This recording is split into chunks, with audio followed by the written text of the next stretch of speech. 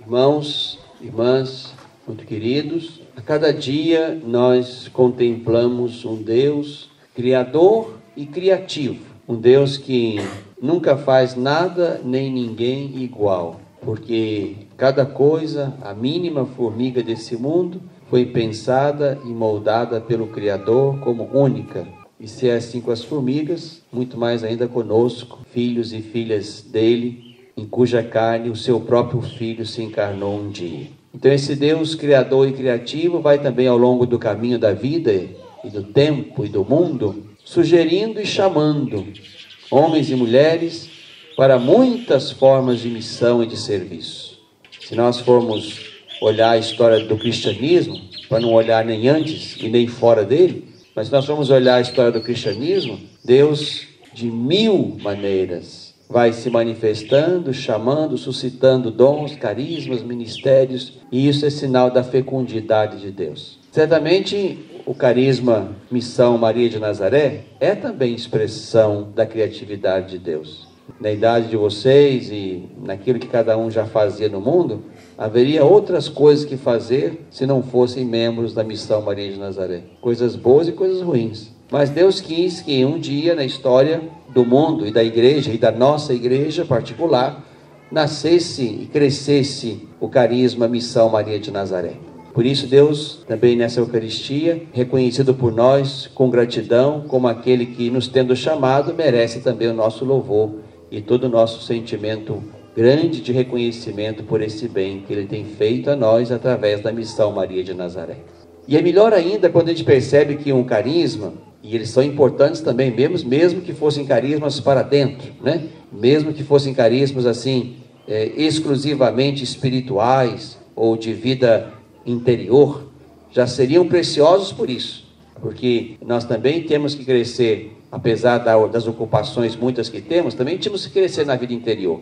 E há carismas que se ocupam particularmente disso, carismas que levam os seus exatamente a um crescimento, a um aperfeiçoamento espiritual, moral, humano, onde cada um daqueles membros, né, talvez no fechamento ou no isolamento da cela ou do claustro, ali possam crescer como homens e mulheres de Deus. Mas se isso é louvável, e tem lugar também para esse carisma, é também louvável o carisma que, sem esquecer o para dentro, se volta para fora. Sem se preocupar apenas com o ser interior, também se preocupa com os seres exteriores. E aí são carismas que vão focar a sociedade, vão focar o mundo, e é ali, no contato, no contágio com o mundo, é que aquele então chamado vai crescer para dentro e para fora. Estamos aqui diante de uma comunidade de serviço, né? uma comunidade de inserção no mundo. Isso aqui é muito, muito bom, muito necessário e muito importante. Até porque se a gente for olhar a vida de Jesus, Jesus não se preocupou apenas com a formação interior e espiritual dos seus. Pelo contrário, né? Jesus sujou as barras da túnica, na sujeira e na poeira da Galileia, da Samaria, da Judéia, gastou-se nos outros, tocou os outros, os doentes, os endemoniados, os que não tinham Deus, se ocupou deles. Então, a prática de Jesus será sempre normativa, isto é, o que Jesus fez, nós também tínhamos que fazer, na medida dele. Então, se há uma comunidade como essa aqui, que se ocupa também disso, né, daqueles que Jesus também se ocuparia se estivesse hoje conosco, primeiro, isso demonstra essa fidelidade a Jesus. Nós não estamos cuidando daqueles que Jesus não cuidou, mas cuidando daqueles que Jesus cuidou e continua cuidando através daqueles que Ele chama ao longo do caminho para fazer o que Ele fez. Aqui estão vocês. E num tempo em que negativamente, né, a igreja tem se voltado um pouco mais para dentro, tem se fechado um pouco em si mesma, e o Papa tem chamado a atenção para isso, né? E você chama a atenção porque chegamos a esse ponto, né? Se o Papa pede que a igreja não seja autorreferencial, é porque ela chegou a ser. Então, ele não teria dito isso, né? A igreja não deve ser autorreferencial. Com isso, ele não está só prevendo o mal que podia vir, não. Ele está constatando o mal que existe. Então, se a igreja sai da sua autorreferência e se torna, né, presença de Deus para o mundo ou para os outros, Isso aqui é louvável. De modo que, digamos assim, que as comunidades de vida, de missão, que são também membros da igreja, são a expressão dessa igreja que olha para fora, que se compromete para fora de si mesmo. Se a gente não consegue criar um senso assim grande, né, universal, na cabeça dos padres, ou dos seminaristas, ou dos leigos e leigas, que de fato esse olhar tem que estar sempre posto, se nós não temos uma igreja 100% comprometida com o mundo, estando no mundo, graças a Deus, e é graça mesmo, há no meio da igreja e do grande corpo, partes desse corpo que estão olhando para fora, para o mundo e para os necessitados do mundo. Aqui está, não só, mas também a missão Maria de Nazaré. Então é louvável que uma comunidade que não é assim tão velha, né, na história, tenha crescido como mostrou-se nesse caminho até aqui. E se nós temos hoje 20 não sei quantos membros que estão em etapas diferentes entrando no caminho, isso aqui é louvável, é sinal que o carisma não foi assim tão miudamente semeado. Deus não está chamando de forma tão baixa que ninguém está escutando, né? Se 20 não sei quantos escutaram, então aqui é sinal que o chamado de Deus está sendo escutado, né? E há quem responda a Ele como vocês que estão aqui. Então, é importante que a gente diga isso, que vocês representam no seio da igreja, no coração da igreja, essa pulsão pelos irmãos, essa pulsão pelo social, essa pulsão pela vontade de manter os olhos para fora. E aí eu posso dizer assim, se nós temos uma igreja que majoritariamente não faz isso, eu tenho dignos representantes da igreja que fazem isso com amor. Então, eu posso com tranquilidade dizer assim, que a nossa igreja não está sendo autorreferencial. Pode ser melhor? Pode, e muito. Pode olhar mais para fora? Pode, e muito. Tem gente para cuidar fora? Tem, e muita gente. Agora, enquanto vocês estão aí, vocês garantem que a nossa igreja não tem olhado só para o próprio umbigo, mas tem olhado para o mundo. E aqui acho que a missão de vocês tem um dado ainda mais bonito, ainda mais oportuno, que é a inspiração mariana que está na base da comunidade, né? Se o nosso olhar para Maria não gerasse nenhum tipo de serviço, nem de comprometimento, nós estávamos olhando para Maria errado. Né? Se a nossa devoção mariana não nos levar a uma mínima experiência de maternidade espiritual sobre o mundo, estamos olhando para Maria errado. Isto é, ou na nossa contemplação, a nossa devoção a Maria, tem que nos levar também a alguma forma de comprometimento com o jeito de ser de Maria. Aquela em quem se realiza a profecia do profeta que nós ouvimos aqui, aquela que no tempo oportuno é visitada e recebe o chamamento de Deus e responde positivamente a ele, como nós ouvimos, e é nela que se molda então, como a carta aos Hebreus lembrou, o corpo do Filho de Deus, e um Filho de Deus disponibilizado para o Pai, que aceita e faz a vontade dele, e é aí que ele se realiza, e é aí que ele salva o mundo, e é aí que ele se torna agradável ao Pai, porque faz a vontade do Pai.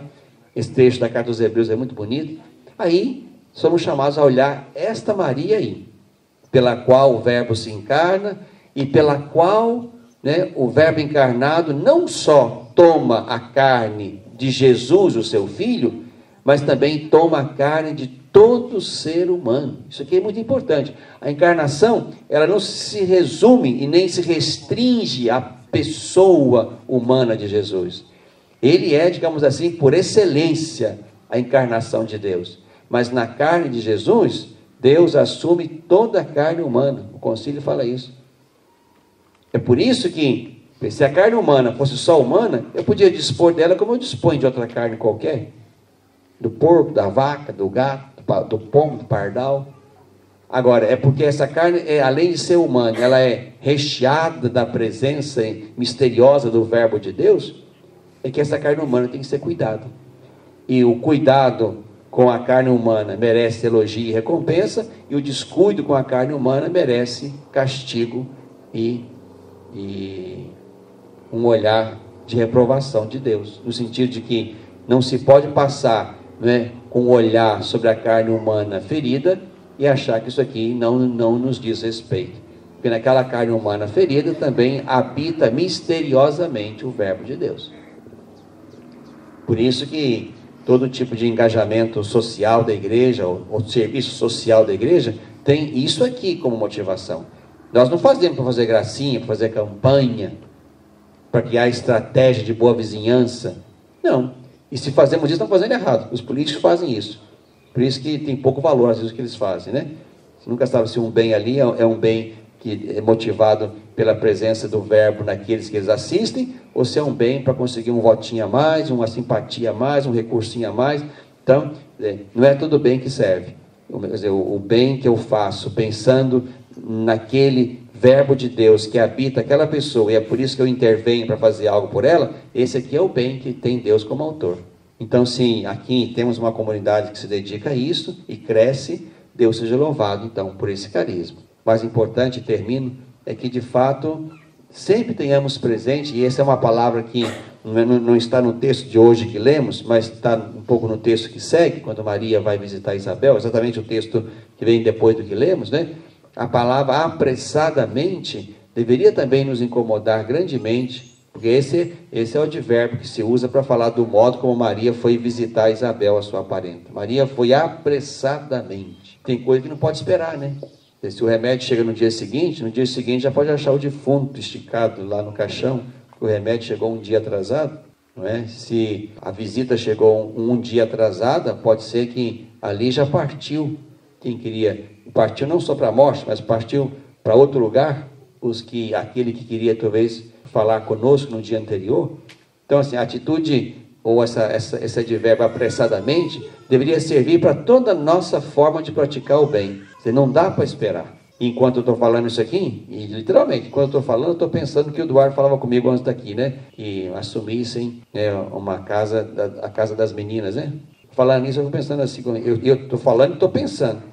De fato, se é apressadamente, pode demorar não. Pode ser que, né, daqui a pouco não haja quem faça isso, as meninas se dispersem, ou entregue as meninas para quem não pode cuidar delas.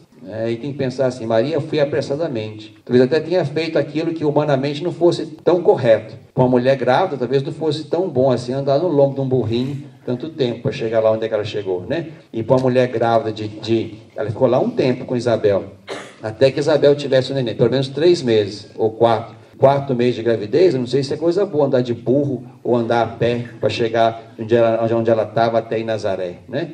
Agora, eu sempre acredito que quem está tentando fazer o bem, Deus se encarrega de dar os recursos quando falta o juízo, né? Talvez Maria tenha faltado com o juízo quando foi grávida para lá e voltado grávida para cá. Mas porque fez coisa boa, Deus garantiu que pudesse ir e pudesse voltar. Acho que é assim que tem que pensar, senão a gente vai fazer cálculo demais, daqui a pouco não compensa pegar as meninas, porque são muitas, porque não tem casa, porque não tem carro, porque não tem cama, porque não tem comida, porque, né?